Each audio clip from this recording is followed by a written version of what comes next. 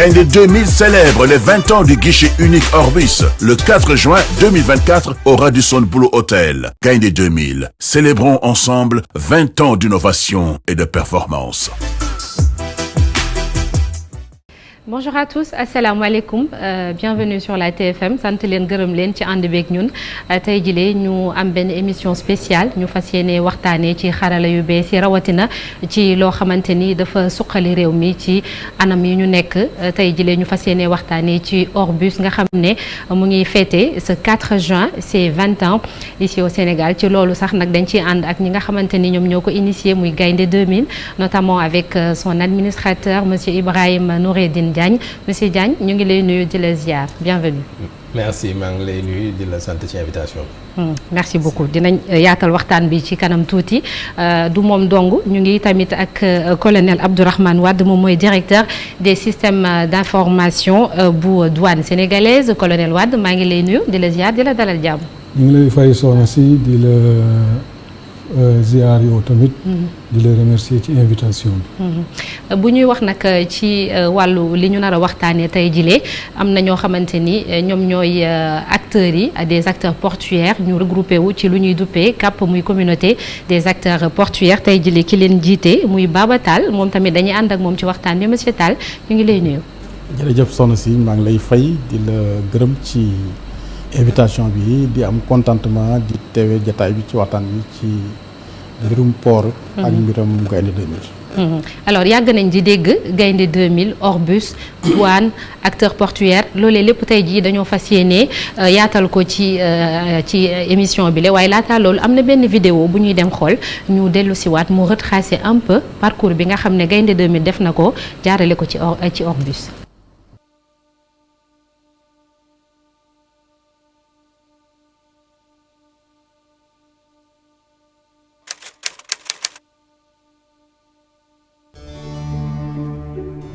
Fruit d'un partenariat entre le secteur public et le secteur privé, Orbus 2000 est l'un des tout premiers réseaux de collecte électronique des documents du commerce extérieur en Afrique. Il est également la seule solution de facilitation électronique du commerce conçue et réalisée par des Africains. Le réseau Orbus 2000 interconnecte plus de 20 entités publiques et privées et assure à travers elles la délivrance électronique de plus de 40 certificats et autorisations requis lors d'une opération d'importation ou d'exportation. L'objectif principal du système est d'accélérer les délais de traitement et de réduire le coût des formalités. Prenons l'exemple concret d'une opération d'importation de viande en provenance d'Amérique. Avant de faire sa déclaration à douane, l'opérateur économique est tenu par le circuit suivant. Il se rend d'abord à la Cotecna, muni de la facture pour les besoins de l'ADPI. Ensuite, il doit se présenter au guichet de sa banque pour procéder à la domiciliation de sa DPI. En parallèle, il doit se rendre à l'antenne de la direction de l'élevage, muni de son certificat d'origine pour obtenir un certificat sanitaire.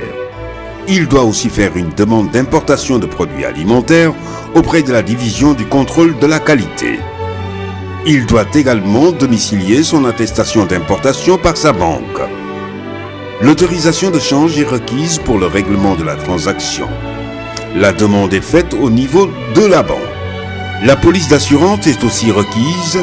et il doit se la procurer auprès de sa compagnie d'assurance. Et quand l'opérateur économique a terminé tout le circuit, il n'est pas totalement sorti d'affaire.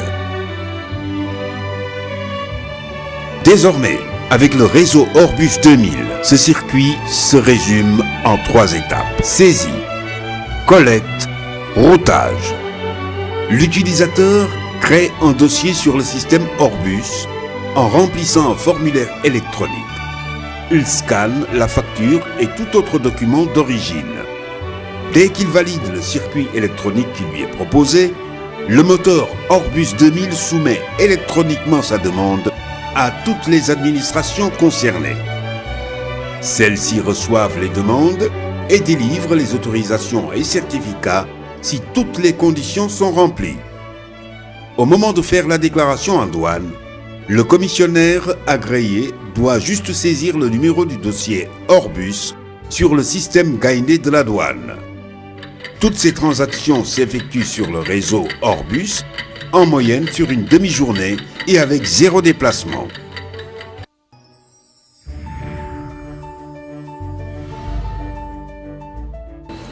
Alors on va certainement parler de Gaïndé 2000 mais avant cela monsieur Diagne gis nañ ko ak vidéo bi apparemment avant c'était un vrai parcours du combattant ak opérateur économique bi il devait passer par plusieurs services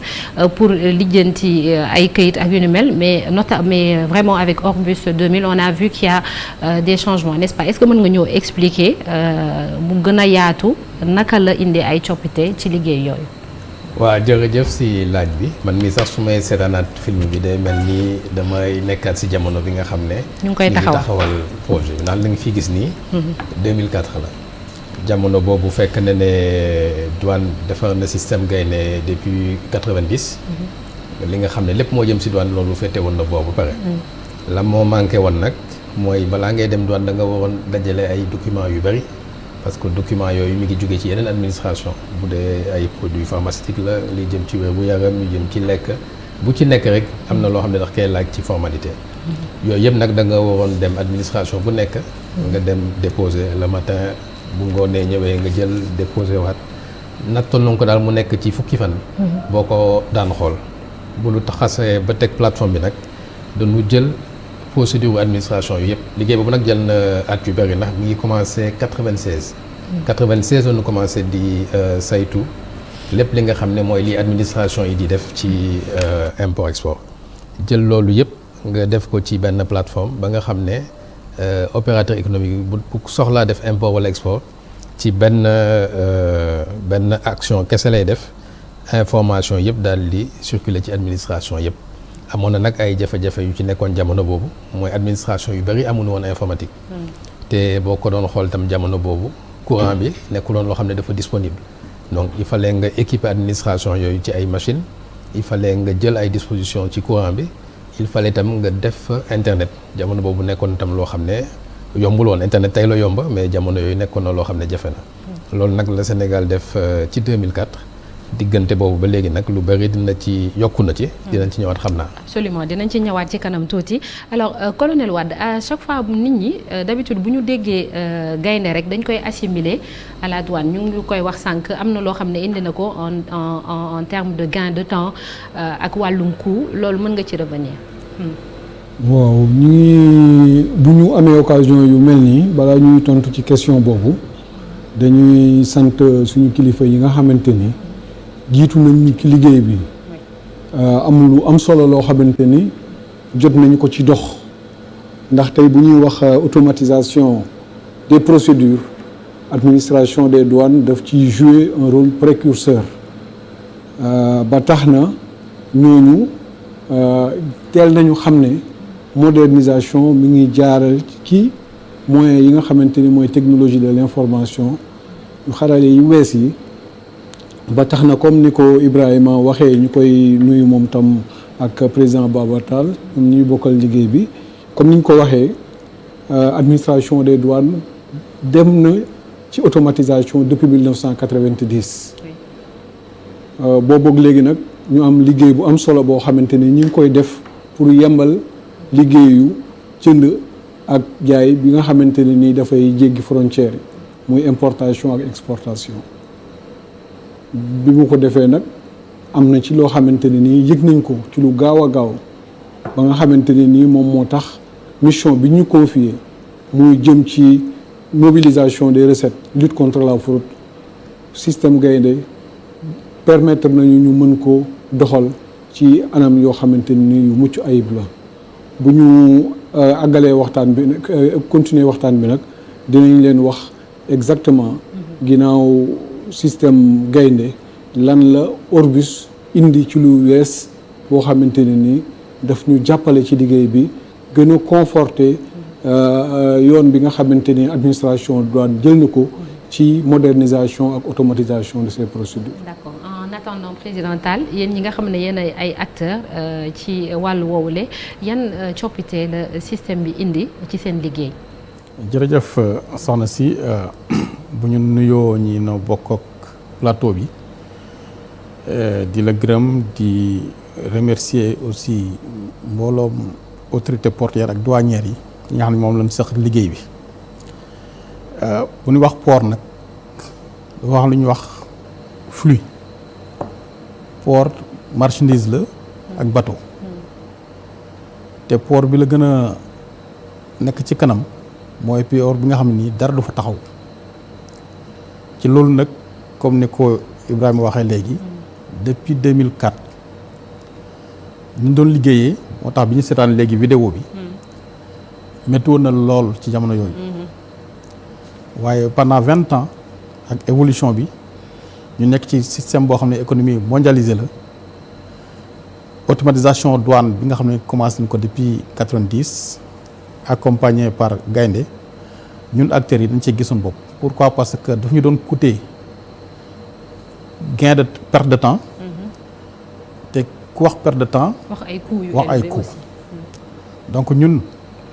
comme dañoo nekk ci biir port bi di liggéey. lépp lu yombal suñu liggéey ba duñ am ay gàllankoor dañ koy encourager. moo tax boo xoolee Orbus bi njiitu woon en 2004 ba fi ñu toll nii dañ ci dikkaat ci waxtaan wi. ak guichet unique bi enlèvement yi. dañ ci am mbégte parce que tax na pollution yi doon am coût yi doon am amatuñ ko donc njëriñ la ci gis. te kuy wax port maa ngi déglu léegi ci émission télé yi. ñuy wax ay congestion ci port yi gën a mag ci àdduna bi donc Singapour te ku am congestion rek am perte de temps te ku am perte de temps am ay coûts te am ay coûts consommateur bi ak acteur bi moo koy njëkk yët moo tax Orbus ak Gaïndé 2000 ak les autorités portuaires et douanières matuwaay yi ñu jël tax na vraiment liggéey bi tegu ci yoon. dañ ci dikkaat bu baax a baax mais xam naa ne jéego yi ci dox am na njëriñ te ñi ngi ñaan yàlla ak partenaires yi ñu gën a continuer jéego yooyu ba nga xam ne ni port bi day nekk port bi nga xam ne ni port référence la ci Afrique de l'Ouest ak ci àdduna bi. Monsieur Diagne, vous le disiez tout à l'heure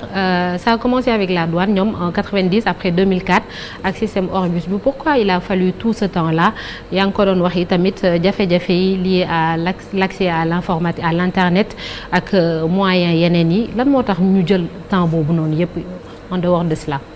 Absolument donc le temps de construction a été assez long parce que boo xoolee disons qu'en 96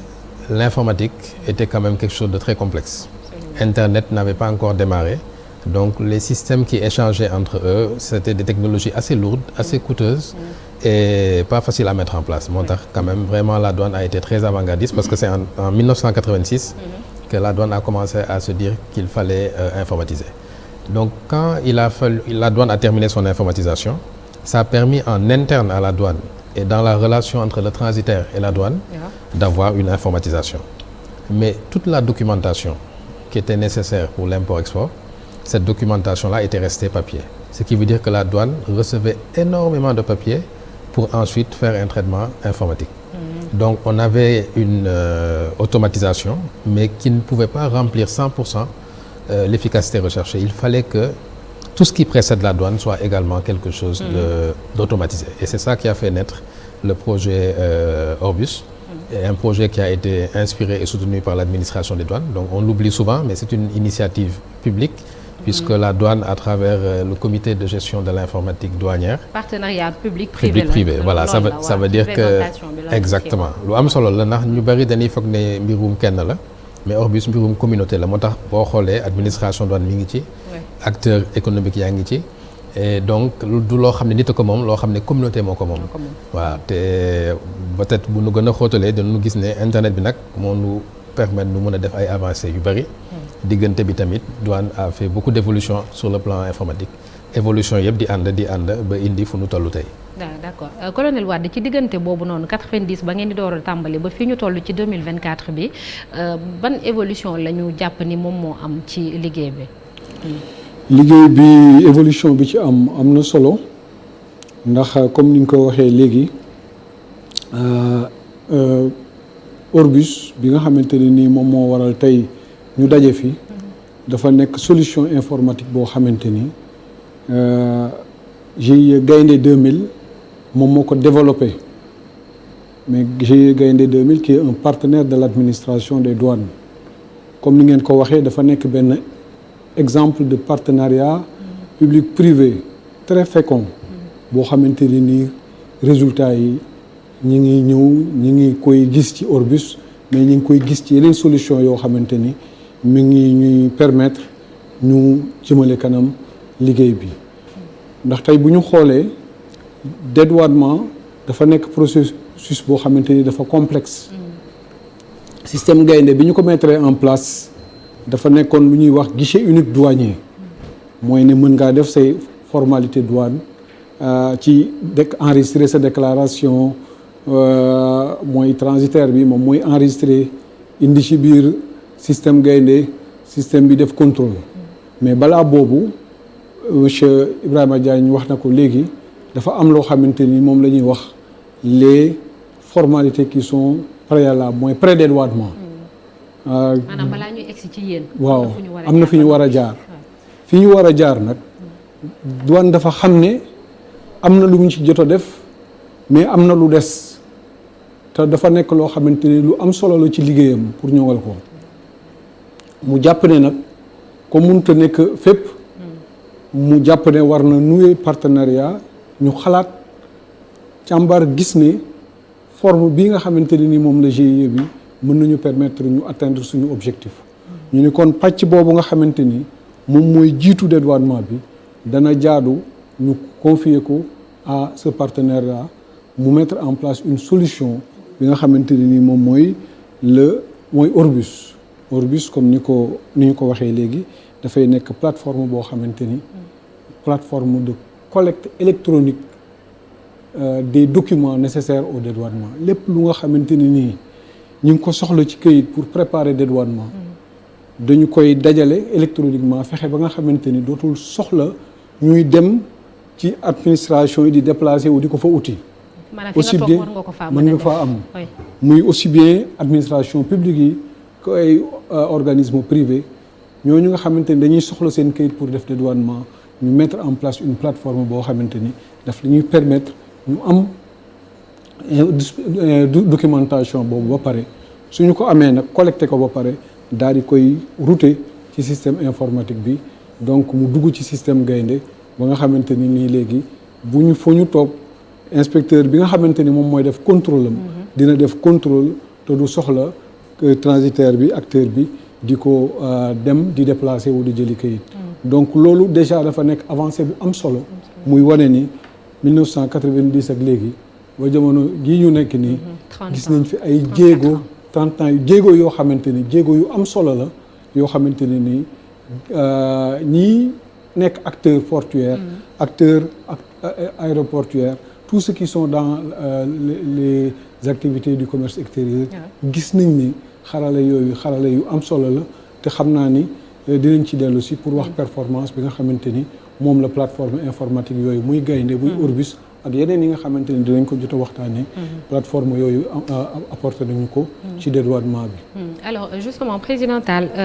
ci loolu le ci yi muy wax naan am na yu ñoo xam ne indiwaat nañ ko ci diggante bi il y a benn guichet unique boo xam ne guichet unique dématérialisé de l'enlèvement muy GUD bi ngeen lancé ci ndorteelu année bi n'est-ce pas loolu ban njeexital tamit la am ci seen liggéey boobule et puis lan mooy ci objectif bi ndax mën nga ñu koo leeralal tuuti. waaw loolu dana ci sawar a tontu parce que day mbir mu am solo ci biir activité portuaire yu Sénégal mais balaawul boobu colonel wax na ko Ibrahima wax na ko Gaïndé 2000 biñ ko soseeg léegi dafa jàppale acteurs yi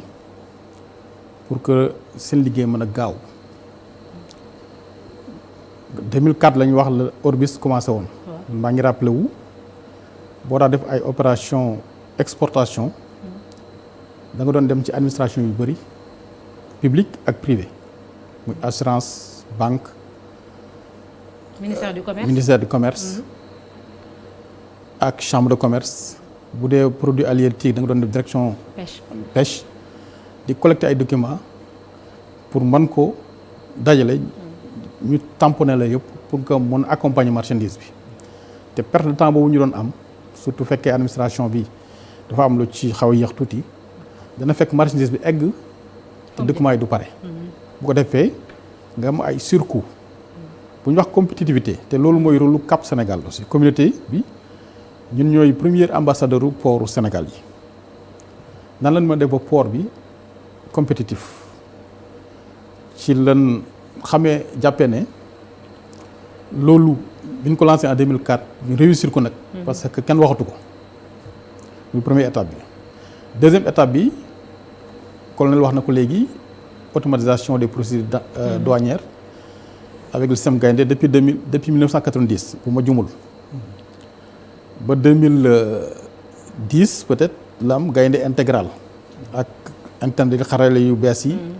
gën ko gaawal donc douane moom jëloon na ay dispositions ci njëlbeen la ba yooyu ñu régler ko parce que bu njëkk manifeste yi c'était manuel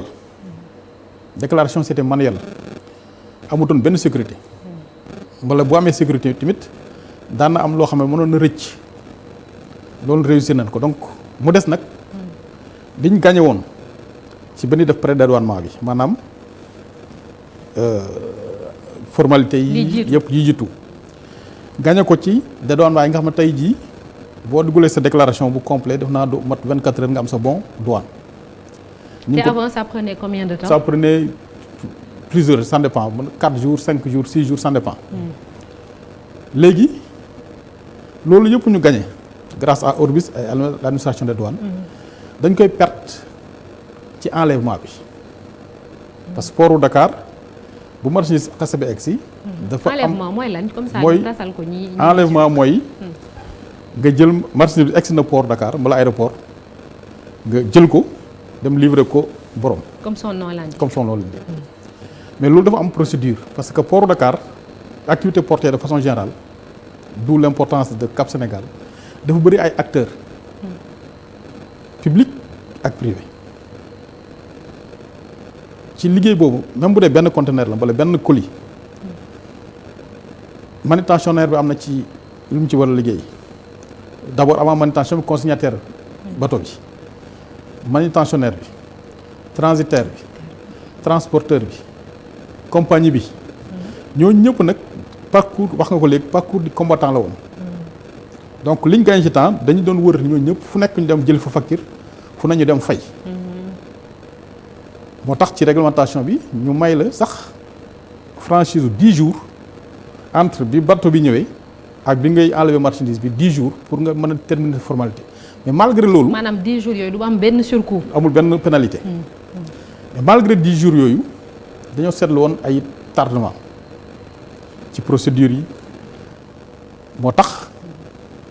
bi ñu xalaatee ci communauté nga permettre ma remercier ancien directeur général port yi fi jaar. parce que am na liggéey bu am solo ancien directeur général douane yi jaar ancien président communauté portière yi ak acteurs yi am na liggéey bu ñu ci commencé woon liggéey depuis 2008. mooy ci GUD bi. ci GUD bi ci guichet unique bi yàlla def na ren 2023 bi lañ ko commencé. mu nekk vraiment une réalité. li tubaab di wax naan mieux vaut tard que jamais mais egsi na en tout cas kenn ku nekk am nga ci liggéey boo ci def day tax guichet unique bu tax mu am solo mooy parcours du combattant boobu nga doon wax. dana ko wàññi bu baax a baax ba en 24 heures ou 48 heures ñëpp mën nañ jot seen këyit ak seen i facture ba mën a def seen fay ba mën a am seen lu ñuy wax BAD. parce que marchandise moom ñaar moo koy génne port bon à enlever douane. te loolu douane rek la na ko lu yàgg ak bon à enlever compagnie bi nga xam ne moo transporté marchandise bi. donc en 48 heures même pas Ibrahima dana ma confirmer léegi.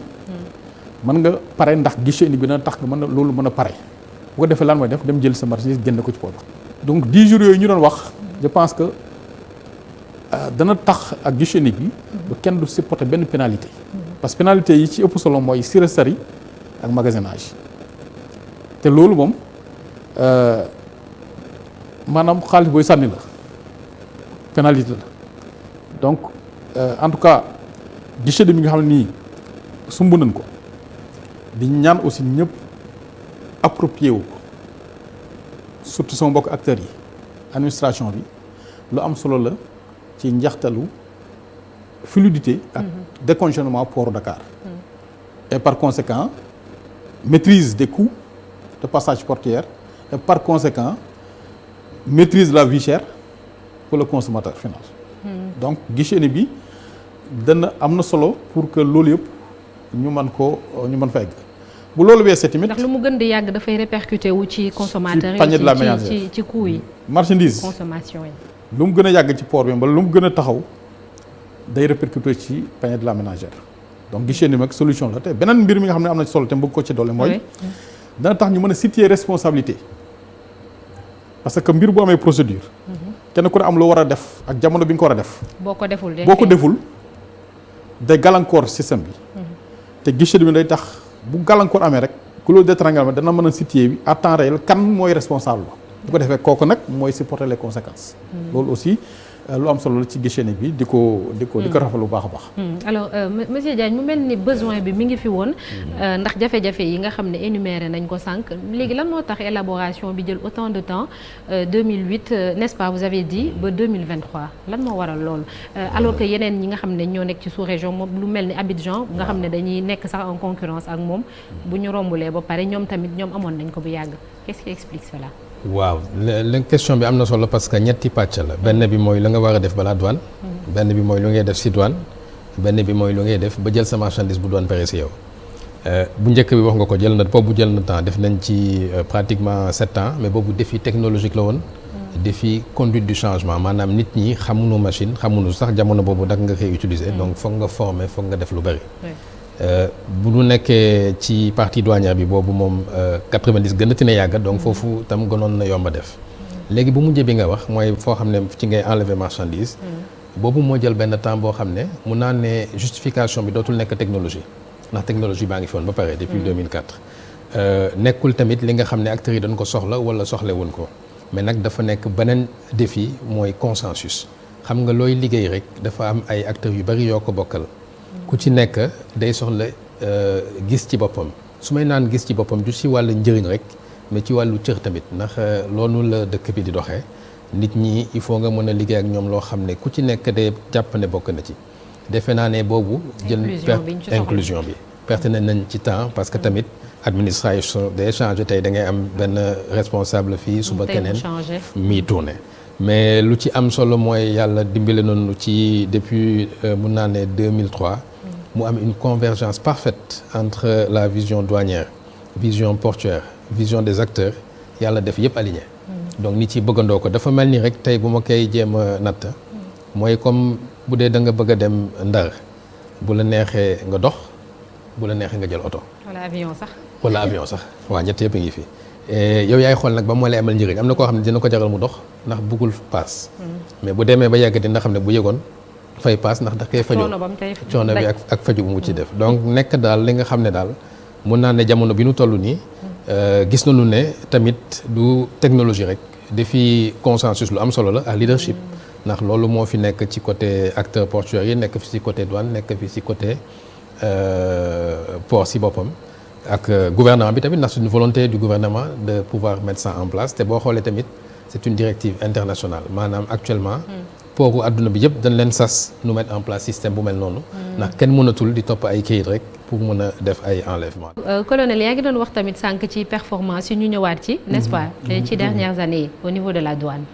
tout à fait donc li ñu war a wax mooy bi nga xamante ni nii mettre nañ en place le système Gaïndé en 90 la douane toogul rek di comme li ñuy wax dormir sur ses lauriers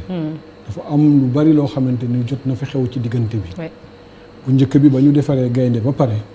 dañu ne Gaïndé ci grand bureau de dédouanement yi port aéroport foofu lañ ko daan gën a gis autorités yi ne war nañu jël politique de maillage de Gaïndé du territoire douanier maanaam mu daj fépp ci réew mi loolu nag mu nekk politique boo xamante ni am na jéego yu ñu ci jot a dox mais ba yoraa ñuy àgg foofu dafa am après 90 beneen événement bu am solo parce que 90 bu ñu ko fàtte automatisation des procédures la ñu wax mais à partir des années 2010 ca la ñu tàmbali di wax dématérialisation des formalités dématérialisation bi nag mooy ne léeg dañ ko daan dugal ci machine bi di continuer di indi ay këyit mais dématérialisation mooy léegi soxlaatuñu këyit sax amatul donc depuis 2010 ci la autorités yi jël décision boobu notamment les autorités douanières ñu commencé di ci liggéey nag liggéey bu am solo dem ci côté technique ñu ciy avancé suñu service yi nekk ci mais mu am benn moment boo xamante ni nag tey moment bu am importance la ci évolution boobu on prend date c'est le 1er janvier 2024 bi directeur général des douanes colonel Mbaye Ndiaye ñëwee xool na ni booboog léegi ñi nga ciy wax yàgg na mu jël décision sous effectivement la dictée des autorités nañu def dématérialisation boobu mu nekk dématérialisation bu intégrale mooy ne tey bépp unité douanière foo mën a nekk te nga am système gaynde dañu la obligé léegi nga bañ a nekkati di traiter opération yi de façon manuelle avec des supports papier donc ba ñu tàmbalee 2010 également ba tey 2024 ci la dématérialisation bi nekk une réalité j'allais dire effective pour ne pas faire de la redondance. Elle est intégrale au niveau des unités connectées au système d'information des douanes notamment le système Gaïndé ci port bi ak aéroport bi réalité la fa nekk na également loo xamante ni ñu ngi ciy liggéey tàmbali ko ci bureau yoo xamante ni nii yu mel ni Rosso Sénégal bureau frontalier la nekk na bureau boo xam ne am na importance bu mag ci jënd beeg jaay bi ci côté frontière avec waa bët gànnaar mais bu ñu demee tam ci côté sud bi constaté nañ ne bureau de Ziguinchor na muy fonctionner tey bureau des douanes de Ziguinchor mook bu Rosso ñoo yem exactement ak ñi nga xamante ni ñoom la unité douanière yi di fonctionner fii ci Dakar muy port muy aéroport donc dématérialisation boobu tam dafa nekk benn étape boo xamante ni étape bu am solo la ci évolution donc numérique ci digitalisation des procédures douanières loolu tam mu nekk beneen étape boo xamante ni nii réaliser nañ ko réussir nañ ko ci ndorteelu at bi muy donc en janvier 2024 mu des nag ci perspective yi comme ni ñu ko waxee tey dafa am lu ñuy wax performance moom ci la ñuy yëngatu ñun ñëpp parce que loolu la ñu autorités yi sant douane bu moderne mooy douane bu performante kon boo defee ci la ñuy wax l'amont du développement du dédouanement l'amont du dédouanement Orbus l'a réglé avec la collecte électronique des documents nécessaires au dédouanement le dédouanement proprement dit le système Gaïndé le gère et le gère bien maintenant li nga xamante ni moom moo des ci procédure bi mooy li ñuy wax enlèvement mooy li mujjantal def nga sa procédure mën ngaa xëy tey def say formalité am sa bon enlevé comme ni ko président Baba waxee léegi soo defee say formalité am sa bon enlevé daanaka jàpp nañ ni pare nga ak administration des douanes mais tey li nga xamante ni moom mooy obérer performance boobu mooy soxna naata su sa conteneur desee ci port bi sa transfert bi daan la mi ngi ci douane fekk na douane pare na ci ndax lañ moo waroon a liggéey na ko mais dafa am ay yeneen acteurs président Baba Tall de Cap Sénégal wax na ko léegi dafa am manutentionnaire bi nga xamante ni am na formalité yu ñu war a def dina am consignataire bi lu mu war a def am na yeneen visa yu jóge ci administration bi donc loolu mooy tax même bu fekkente ni pare nga sa formalité ak douane aussi li ñuy wax temps de passage en douane bi dafay ba léegi am solo parce que conteneur bi génnagul port donte ne du caage nañ ci douane maintenant la aju moo tax nag ñu ni réglé nañ amont bi avec le guichet unique du commerce extérieur mooy Orbus. Le dédouanement géré nañ ko avec le système informatique de dédouanement Gaïndé. Maintenant li des mooy l'aval du dédouanement c'est l'enlèvement. Oui. Et c'est sur cet aval là que nous sommes en train de travailler, les autorités portuaires, les autorités douanières, tous les acteurs de la communauté donc portuaire pour que l'aval soit bien assuré. Loolu moom mooy tey justification wu mise en place du guichet unique. D'accord. Sur l'enlèvement. Et loolu aussi bu ñu ko ñu ngi ci def nañ ci loo xamante ne nii tey liggéey bu mucc ayib la liggéey la boo xamante ni aussi acteurs yëpp dajaloo nañ ci d'accord ci ne lu am solo la lu am njariñ la parce que à l'arrivée dafay permettre ñu am facilitation célérité dans le traitement des opérations et par voie de conséquence dafay wàññi surcoût yi nga xamante ni lu marchandise bi gën a yàgg ci port bi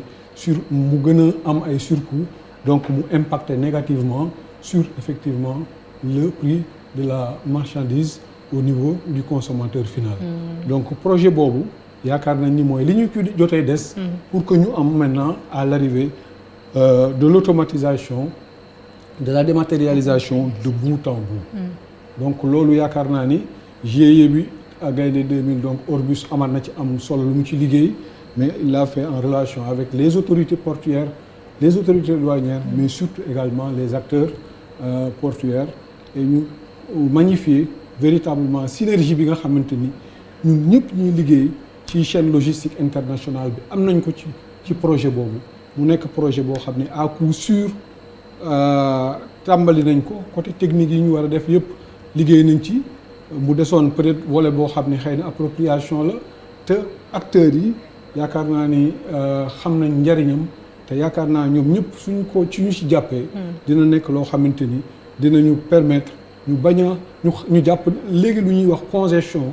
c'est-à-dire conteneurs yi jàgg ci port bi di fa dajaloo dootu fa di fa dajaloo dafay nekk en tout cas derrière nous day nekk de vieux souvenirs te loolu am nañ ci yaakaar avec le guichet unique de l'enlèvement. Monsieur Tall ñu ngi ko lancé depuis 4 à 5 mois n'est-ce pas? Si vous deviez faire un bilan actuellement quel serait-il? waaw bilan bi comme projet bu bees bu nekk heureusement que dañ ko def de façon concertée. Ibrahima wax na ko léegi colonel wax na ko léegi de façon inclusive et que mu am alignement entre les autorités douanières portuaires les acteurs et la volonté politique de l'État loolu am nañ solo lu ma ci bëgg a dolli tamit mooy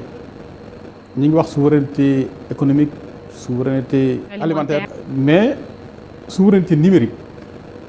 daf naa mooy tax société port ak réew mën a compétitif dañoo toll ci jamono yooyu digitalisation te feeñ na ci discours les nouvelles en fait le président de la République qui a lancé la digitalisation des procédures fu mu mën a nekk nag mais raw na ci nag du port bi parce que infrastructure portuaire boo xam ne ni 90% des activités passent par le port téye na économie moo tax am na solo ñun on l'a compris di accompagner l'État di jàppale la direction générale du port di jàppale la direction générale des douanes di jàppale l'autorité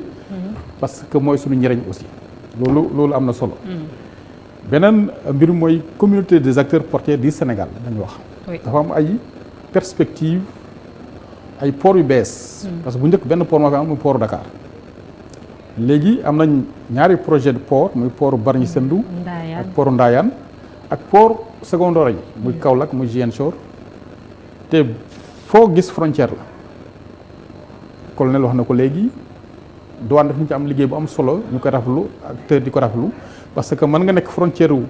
Mauritanie wala Gambie mën a déclarer te doo ñëw ba Dakar wala doo ko tappe loolu am solo la donc lu am solo la ci communauté bi pour que projet yi war a ñëw muy port Bargny ak port Ndayane ñu anticiper nga xam ne nii liggéey bi day gën a jaar yoon automatisation dématérialisation digitalisation mooy zéro papier bu ñu mënoon dem ba dans les bureaux de douane du am nit sauf ñu fay liggéey ci biir port bi doo gis nit ñu fay doxantu à part ñu fay liggéey loolu dana am solo ci sécurité nit ñi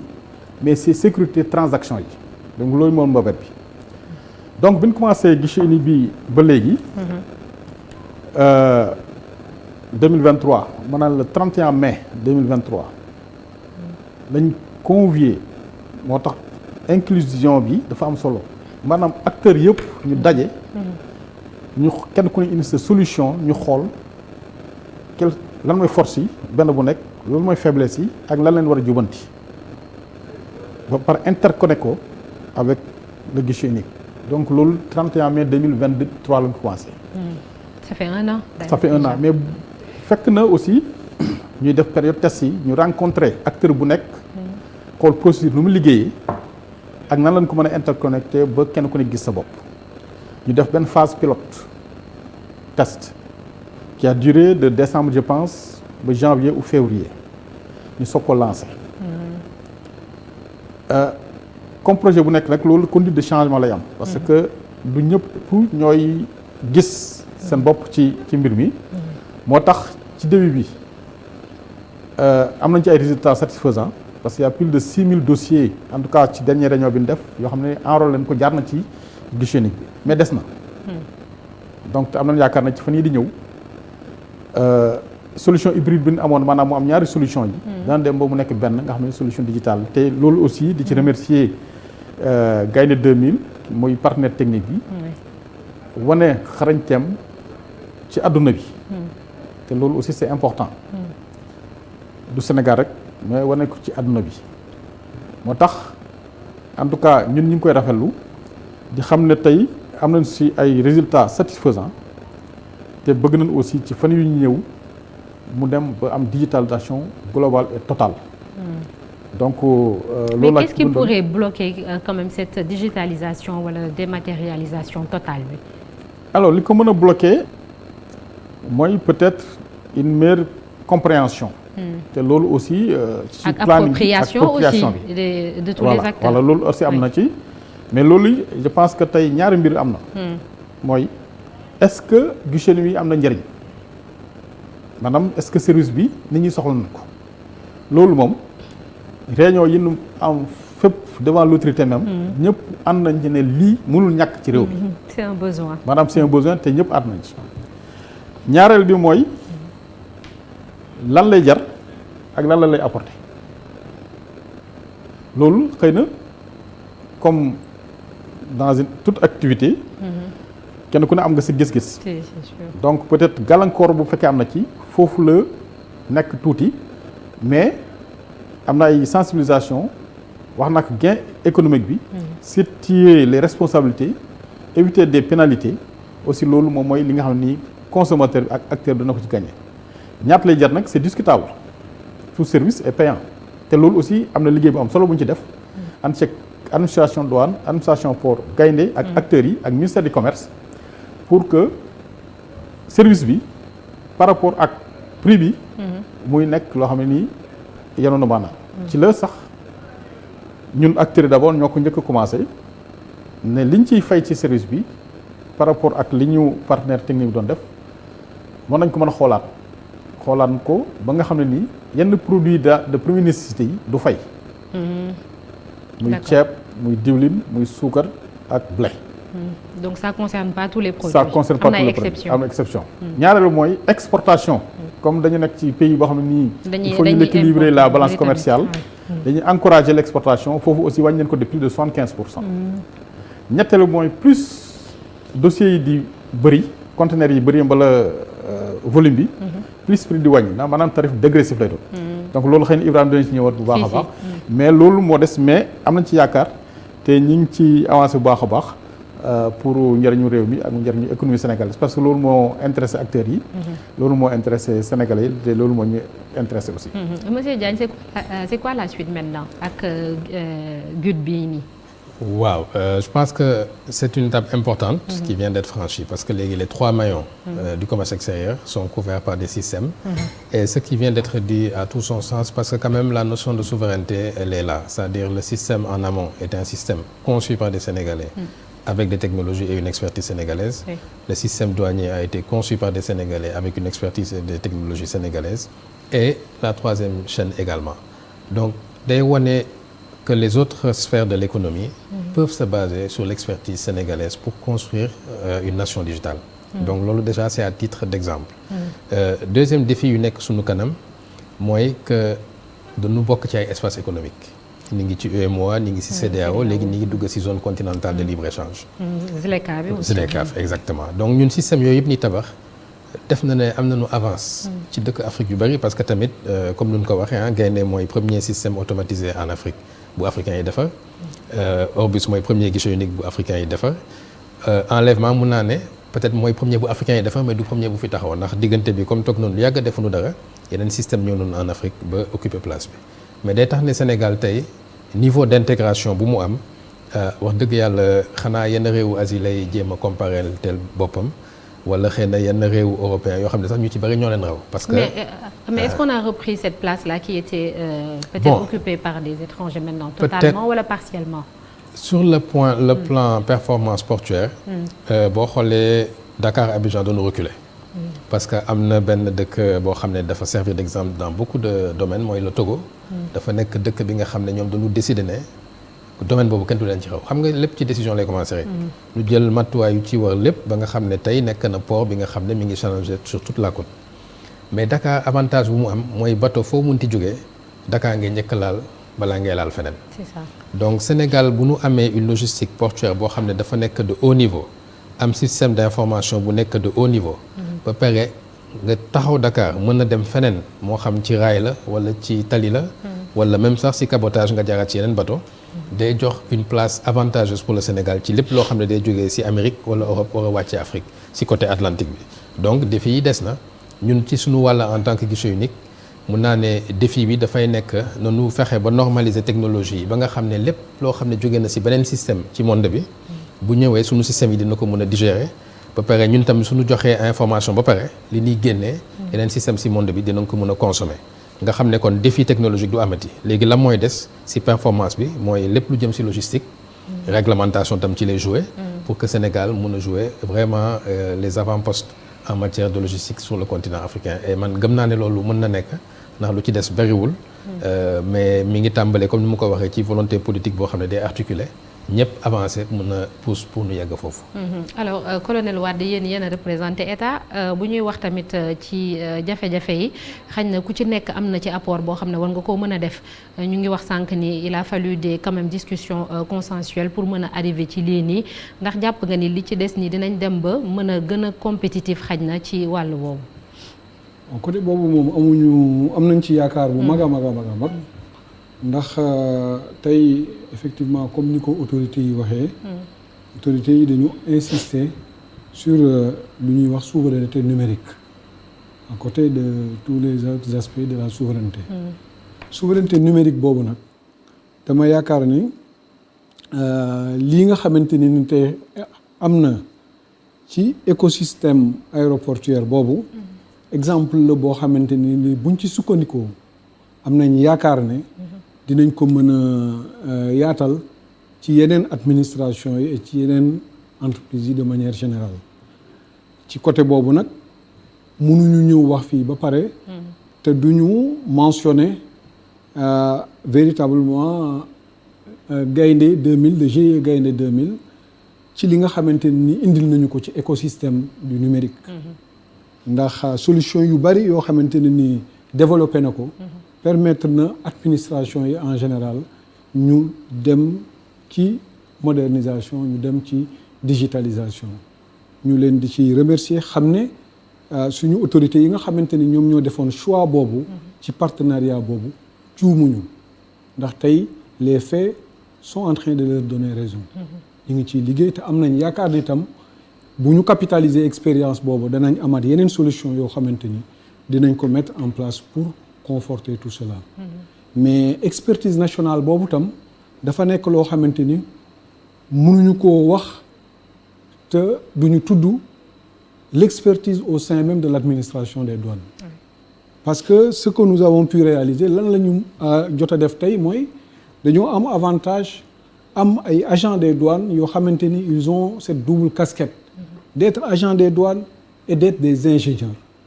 ce qui nous permet de pouvoir gérer le métier n'est-ce pas D'accord. parce que jàng nañ ko xam nañ lañ koy traduire en langage informatique. loolu itam dafa nekk loo xamante ni bu ñu doon wax tey atu bu administration des douanes atu bu am solo la boo xamante ni ci la ñu sukkandiku tey pour réaliser li ñu jot a réaliser mais ci la ñu continuer également di taxaw pour li nga xamante ni nii mooy caractère intégral bi ñu soxla intégral ci dématérialisation intégral ci maillage du territoire dafay nekk loo xamante ni ay défis la yoo xam ni c'est véritablement à notre portée te li ci am solo mooy dafay nekk défi yoo xamante ni danañ ko mën a réaliser en assurant cette souveraineté numérique bi nga xamante ni c'est une volonté clairement et fortement exprimée par les autorités les pouvoirs politiques sénégalais. donc côté boobu am nañ ci yaakaar ne suñu xel dal na ci xam nañu fi ñu jëm yàlla def na itam am nañ ay compétences ak ay ressources yoo xamante ni mën nañu ci gunge ba Sénégal bañ a am dara loo xamante ni ci expertise lu muy jéggaani feneen la. donc côté boobu daal lii nga xamante ni jot nañ ko réaliser. dal na xel ci formalité du prédédouanement bi avec Orbus. ci dédouanement bi avec le système Gaïndé ci guichet unique bi nga xamante ni aussi gis nañ ci benn synergie. de tous les acteurs. te loolu itam bu ñu ko defee dana nekk loo xamante ni nii dana assurer la facilitation et dina tax destination wu Sénégal nekk destination boo xamante ni. destination buy jàppandi lay doon parce que ci congestion yi ñuy wax bateau yi duñ fi toog di perdre temps di perdre. di fayat usagers yi également. danañu di supporter les coûts donc ñi nga xamante ni aussi ñoom ñooy liggéey. dana ñoŋal seen liggéey dana gaaw dana fexe dem jëndi commerce dugal ci circuit bi mën a delluwaat te loolu nag ñun dañu am conscience ci ni am nañ ci benn rôle de facilitation boo xamante ni yi ngi ko ci jouer te de ce point de vue véritablement jàpp nañ ni daal dynamique bi c'est une bonne dynamique te ñu ngi ci sant suñu autorités yi nga xamante ni ñoo ñu ngi ci encouragé. Alors il nous reste quelques petites minutes alors monsieur Tall yéen tamit gis nañ ni comme ni ko colonel Wade expliqué sànq am nañu yaakaar ci ëllëg li nga xamante ni moom moo ci des en dehors de ce qui a déjà été fait mais ndax jàppoon yi tamit am na yenn contraintes yoo xamante ni mënoon na yéexal liggéey bi en dehors de li ñu wax sànq ba léegi. waaw xam nga liggéeyu port moom dafa laaj xam-xam ak jamono moo toll foofu léegi. te yàlla def na quand même bu ñuy wax logistique parce que wax naa ko sama njëlbeen port bateau la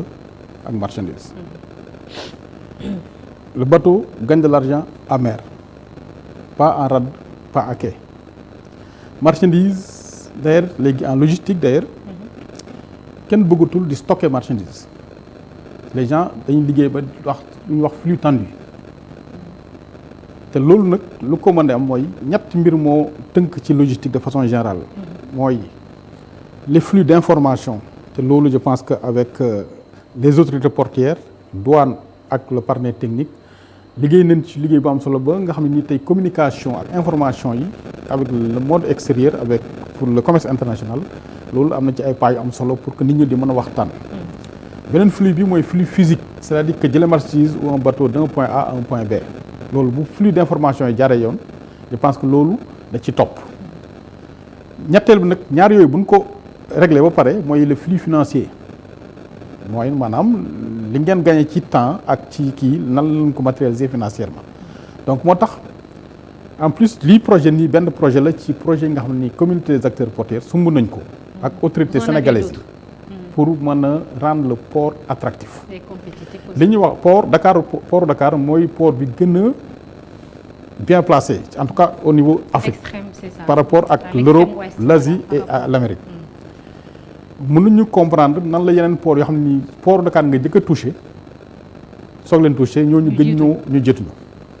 donc moo tax lii dafa ci am solo pour ñu def de sorte que les coûts de passage portuaire yi ñu mën ko optimiser et muy loo xam ni c'est acceptable pour que port Dakar mën nekk un port compétitif et le guichet ni benn la ci te aussi au passage di remercier di féliciter également le port de Dakar yoo xam ne aussi engagé nañ ay procédures de digitalisation ba ci l'approche du navire bi awar nav beeg yëpp ñu ngi koy digitaliser donc loolu daal incha allah c'est des ay projets yoo xam ne nii ñun acteurs yi xam ne en tout cas ñu ngi koy encourager lépp lu ñu ci war a def dañ ko ci def ak ànd ceeg autorités yi dëkk bi pour que mu nekk une réalité di sant encore parce que c'est une fierté d'am Gaïndé 2000 parce que ñu ngi wax champion national ñu ngi wax contenu local expertise locale te ñoom wane nañ ko fu nekk donc loolu c'est une fierté donc aujourd'hui en tout cas ñun acteurs yi ñi ngi ànd ak autorités yi pour jàppale leen seen ci politique bi parce que dañ ko def pour ñun ànd ceeg ay partenaires fiables comme Gaïndé pour réussir la souveraineté numérique loolu lu am solo la te di ci dolli rek ne yàlla dafa def ci biir projet bi ñu wax na ko léegi autorités yi publique ak privé ñu aligné wu ci benn gis-gis mais lu ci ëpp solo mooy gouvernance bi maanaam ñu koy mën di saytu nga xam ne nii day partenariat privé public la de sorte que ñun acteurs yi aussi dañoo def benn kuréel boo xam ne mooy surveiller performance su projet bii ak yeneen projet yi te comité boobu ñu tuddee ko y a un comité d'orientation stratégique boo xam ne nii secteur privé moo koy gérer ànd ceeg nag ñëpp ñu bokk ci biir ñuy dajee chaque weer wala chaque période en tout cas 2 mois pour xool fa lañ jóge fa lañ egg lu des ak fa lañ bëgg a egg donc loolu lu am solo la aussi ñu dolli ko ci. D'accord, merci beaucoup. Alors monsieur Diagne, on va terminer par vous. Gis nañu itamit douane est bien en avance par rapport quand même aux autres parties de l'administration en termes de digitalisation, de dématérialisation. Lan moo waral tamit yéexite boobu et puis ban apport la intelligence artificielle war a am ci tamit liggéey bi ngeen di def. waaw jërëjëf question bi am na solo. Ce sont 2 questions à la fois. 2 questions à la fois voilà. Pour faire vite. bu ci njëkk c'est vrai que douane est reconnue comme étant administration bi nga xam ne moo njëkk a automatisé. Douane métier boo xam ne dafa normalisé standardisé la. jamono boobu douane 90 du 90 sax ndax décision bi 86 la commencé.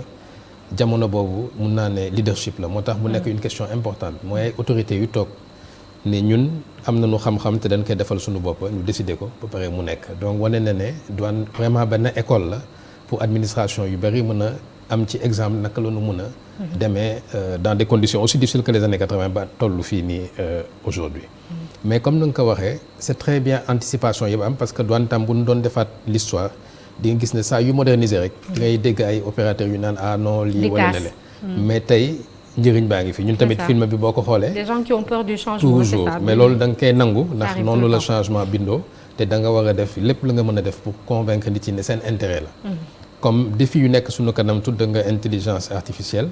yooyu ay défi yu mag la. parce que défi yooyu li muy indi mooy dafay def ba nga xam ne liggéey yu bari day gën a yomba. mais bu gënee yomba transformation yi day gën a gaaw. te loolu nag moo mën a indi sunu ay opérateurs économiques comme ñun pareel nañ leen système yëpp am nañu benn avantage boo xam ne xamaguñ ko. mais bu ñu toogoon defuñu dara ba intelligence artificielle ñëw fekk nu fi. kon ñoom ñooy perdre seen compétitivité lan mooy xew mooy ñeneen ñu jóge feneen ñooy am ay xam-xam yu gën a kawe ay mën-mën yu gën a sotti. ba fekkee ñoom teggil leen seen compétitivité donc ñun ñëpp fu mu nekk nii li ñuy xool mooy naka la ñuy dugalee intelligence artificielle ci li ñuy liggéey. pour yokk doole sunu acteurs économiques yi parce que finalement système yu ñu fi wax yépp benn finalité la am mooy naka la ñuy yokkee doole opérateurs économiques yi pour compétition bi nga xam ne mooy waaj a am sur le continent africain kon ni ngi vraiment ñaan tous les acteurs économiques nu ànd xam nañu ne changement day indi ay interprétation yoo xam ne c'est naturel ñu koy gën di waxtaanee ndax président Baba Tall wax na ne kuréel boobu nu teg ñëpp a ngi ci industriel ak commerçant ak transitaire ak douanier ak ñëpp a ngi si biir donc amul dara loo xam ne kenn mënu ko waxtaanee ba def ba mu ëppal njëriñ askan bi yëpp mais mun naa ne daal wax dëgg yàlla on est pour l'instant bien outillé. waaye daal amatul toog daal. daw la rek parce que mbir mi du taxaw. c'est ça parce que on a accusé quand même un peu de retard. donc il faudrait bien rattraper ce retard là. merci beaucoup alors émission bi jeex na daanaka waxtu bi ñu cëraloon jeex na merci beaucoup monsieur Tall Baba Tall ma fàttali ni yow yaa jiite CAP bu ngeen ko déggee mooy communauté des acteurs portuaires ñu ngi lay sant di la gërëm bu baax. merci beaucoup et puis nous étions également avec le colonel Abdourahmane Wade directeur des systèmes d'opération de la douane merci beaucoup colonel. jërëjëf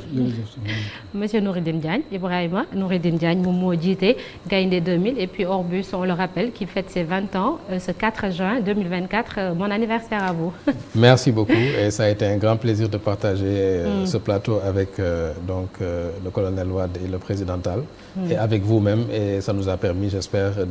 d'éclairer davantage l'opinion sur le travail important qui est abattu depuis plusieurs années et qui va continuer de l'être. Inch'Allah, on l'espère bien avec l'expertise locale notamment ñu am yaakaar ne li ñu fi wax yëpp tamit jëriñ na leen voilà c'était un plaisir d'être avec vous merci d'avoir suivi merci d'être avec nous sur la TFM jërë ngeen jëf ba beneen yoon inch'Allah.